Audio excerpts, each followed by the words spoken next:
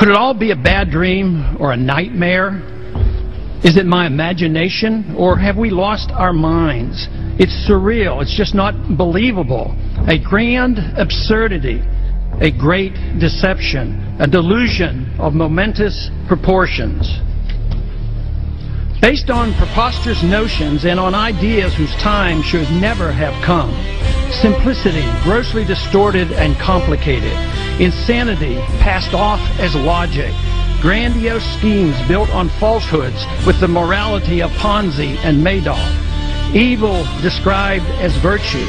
Ignorance pawned off as wisdom.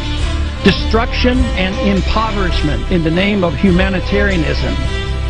Violence, the tool of change. Preventive war is used as a road to peace. Tolerance delivered by government guns. Reactionary views in the guise of progress. An empire replacing the republic. Slavery sold as liberty. Excellence and virtue traded for mediocrity. Socialism to save capitalism. A government out of control.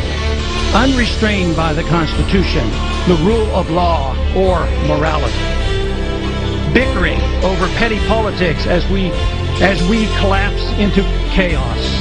The philosophy that destroys us is not even defined. We have broken from reality, a psychotic nation. Ignorance with a pretense of knowledge replacing wisdom. Money does not grow on trees, nor does prosperity come from a government printing press or escalating deficits. We're now in the midst of unlimited spending of the people's money, exorbitant taxation, deficits of trillions of dollars spent on a failed welfare warfare system, an epidemic of cronyism, unlimited supplies of paper money equated with wealth, a central bank that deliberately destroys the value of the currency in secrecy, without restraint, without nary a whimper. Yet, cheered on by the pseudo-capitalists of Wall Street, the military-industrial complex, and Detroit. We police our world empire with troops on 700 bases and in 130 countries around the world. A dangerous war now spreads throughout the Middle East and Central Asia. Thousands of innocent people being killed as we become known as the torturers of the 21st century.